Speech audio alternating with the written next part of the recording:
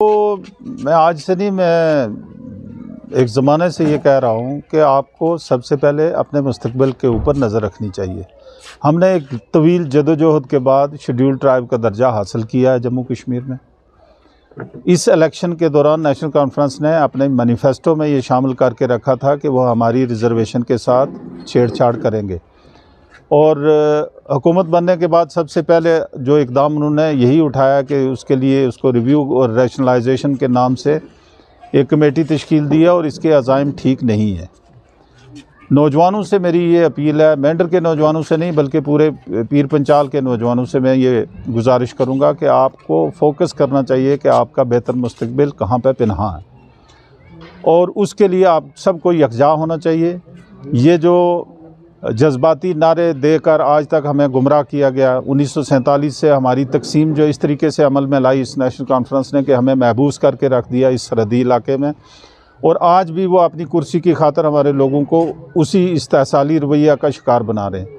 तो मैं तमाम नौजवानों से, पीर पंचाल के नौजवानों से ये गुजारिश करूँगा कि वो सामने आएँ, फ्रंट पे आएँ, काम करें, इसी जमात के साथ जुड़ें, क्योंकि इसके साथ हमारी ये कमिटमेंट है कि हम एहसान का बदला एहसान से देंगे। और ये है कि हर चढ़ते सूरज के साथ मुझे कहीं ना कहीं से कोई नौजवान कांटेक्ट कर रहा होता है, जो अपनी ख्वाहिश का इज़हार कर रहा होता है कि वो हमारे इस कारवान, हमारे इस काफ़िले के साथ शामिल होना चाहता है।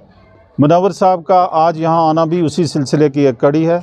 मुनव्वर एक इंतहाई बाहिम्मत पॉलिटिकल वर्कर है, और मैं ज़ाती तौर पे बहुत मुतासर हूँ उनके काम करने के तरीके से। उन्होंने पीपल्स डेमोक्रेटिक पार्टी में रह के अच्छे तरीके से काम किया, और मैं उम्मीद करता हूँ कि यहाँ उनको और भी ज़्यादा बेहतर मौका मिलेगा काम करने का। और ये अकेले नहीं बल्कि हमारी एक बेहतरीन टीम है यहाँ पे मेंढर के अंदर यूथ की, जो हमारे साथ, मेरे साथ जुड़े हैं, इस पार्टी के साथ जुड़े हैं। मैं उन सब से ये गुजारिश करूँगा कि आपने ये इंतज़ार नहीं करना है कि अगला इलेक्शन कब होगा, बल्कि हर नया दिन आपके सामने एक चैलेंज लेके आ रहा है, और हमें उसके लिए तैयार होना है। फ़िलहाल जैसा कि हमने पिछले दिनों यहाँ मेंढर में एक मीटिंग की थी 19 दिसंबर को, और उसमें वाज़ेह किया था कि ये हुकूमत हमारी रिज़र्वेशन के दरपे है, उसके साथ खिलवाड़ करना चाहती है, और मुमकिन है कि हमें उसके ख़िलाफ़ एक मुहिम चलानी होगी। तो ऐसी सूरत के लिए आप सबको तैयार होना चाहिए, अपनी सफ़ों में इत्तेहाद रखें और एक ही जगह पे अपनी नज़र मरकूज़ करें, और वो ये है कि आपका बेहतर मुस्तकबिल किस जगह है। मैं उम्मीद करता हूँ कि पूरे खित्ता पीर पंचाल के नौजवान, ख़ासकर वो नौजवान, उस तबका के नौजवान जो इस रिज़र्वेशन से मुस्तफ़ीद हुए हैं, उनके लिए मेरा ये पैगाम है कि वो किसी तरह की गफलत का शिकार ना हों, बेराह रवी का शिकार ना हों, सियासी और जज्बाती नारे जो हैं उनको दरकिनार करें और यकजा हो जाएं, एक प्लेटफॉर्म पे हूँ, उसी में आपका बेहतर मुस्तकबिल जो है वो पिना है। शुक्रिया। ये मेरे ख्याल से ये मीडिया के लोगों के लिए ये कोई नई बात होगी, या आम जो एक सादा लो इंसान है जो किसी के इस तरह के स्लोगन या उनके नारे या उनकी आप कह लीजिए इलेक्शन मैनिफेस्टो के एजेंडा का शिकार हो सकता है।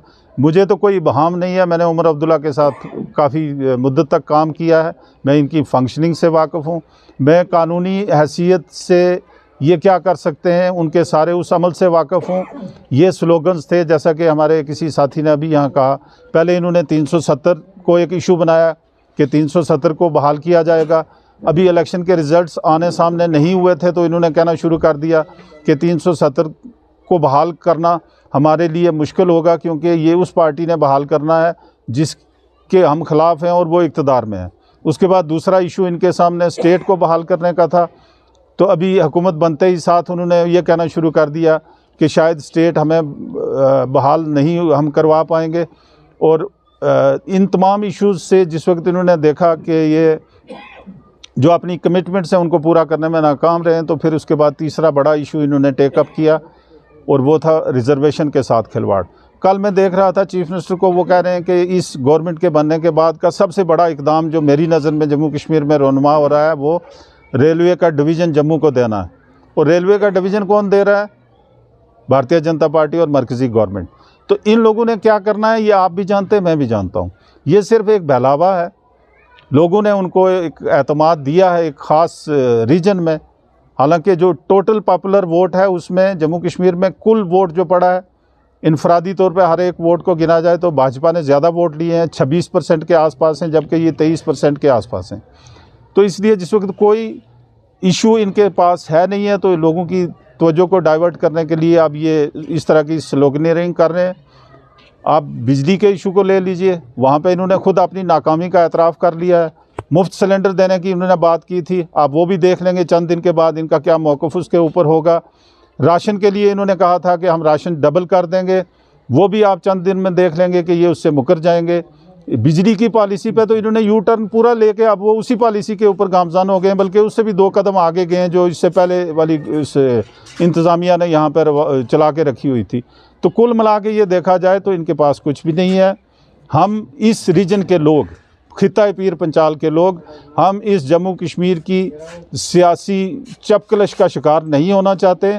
हमारा वाज़िया मौक़िफ़ गवर्नमेंट ऑफ इंडिया को ये है कि हम एक स्टेक होल्डर हैं और हमारी तरफ हमारी तामीर व तरक्की के लिए, हमारी फलाह व बहबूद के लिए हमारे साथ वो डायरेक्ट कांटेक्ट में होंगे तो इंशाअल्लाह वो इस मुल्क के लिए भी और यहाँ के अवाम के लिए भी एक बेहतर और खुशाइंद मरहला होगा।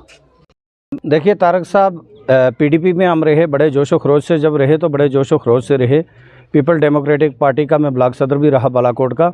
लेकिन जब 40 साल के बाद सेंट्रल गवर्नमेंट ने हमें एसटी स्टेटस का दर्जा दिया तो उसके बीच में वाहिदुर रहमान परा साहब भी ट्वीट करते रहे, हमने काफ़ी बर्दाश्त किया। फिर मैंने पिछले दिनों देखा कि आगा रऊलुल्लाह साहब के साथ इल्तिजाम मैम भी बैठे थे और साथ में वाहिदुर रहमान परा भी थे।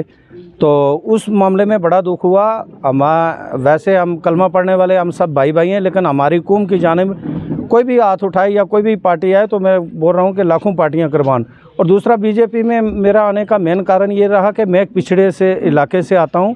डेवलपमेंट के मामलात हैं जिसमें पानी बिजली के गवर्नमेंट ने दे के रखे हैं, लेकिन बहुत सारे प्रोजेक्ट दिए हुए हैं सेंट्रल गवर्नमेंट ने, लेकिन ग्राउंड लेवल पे काम नहीं हो रहा है। तो उसके लिए मैंने बेहतर समझा कि अगर मैं पीडीपी में रहकर लोगों की मुकम्मल खिदमत ना कर सका तो मैं बीजेपी में रहकर लोगों की खिदमत करूंगा, जिसमें नए राशन कार्ड बन रहे हैं, लोगों की जियो टैग होगी और बहुत सारे मामलात हैं पानी बिजली के। तो इस वजह से आज मैंने बीजेपी में शमूलियत की और हमारे माहिर कानूनदान मुर्ज़ा खान साहब के रेजिडेंस पे।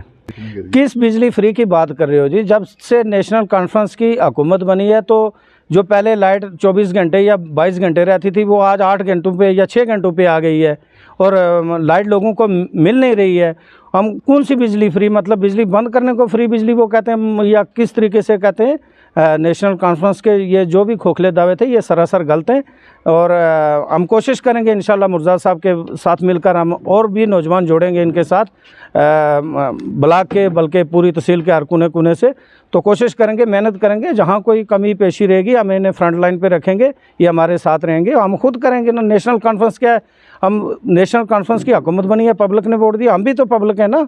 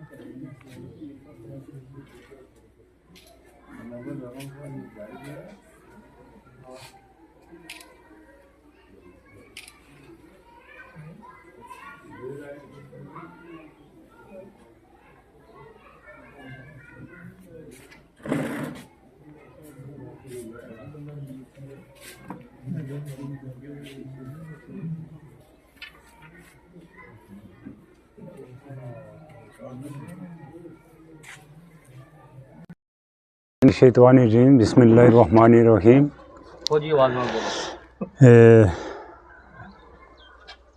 स्टेट गवर्नमेंट के बारे में मैं आपको बताता हूँ। को उमर फारूक साहब की बात आप सुनते रहे, सब ने सुनी थी कि उन्होंने पहले इलेक्शन के दौरान कहा था कि 370 दफ़ा हम वापस ले आएंगे, है नी। नंबर 1 वो भी आ गया। फिर बोले स्टेट के बारे में भी बोला कि वो भी वापस हम ले आएंगे। बिजली फ्री की बात की थी कि हम बिजली फ्री कर देंगे।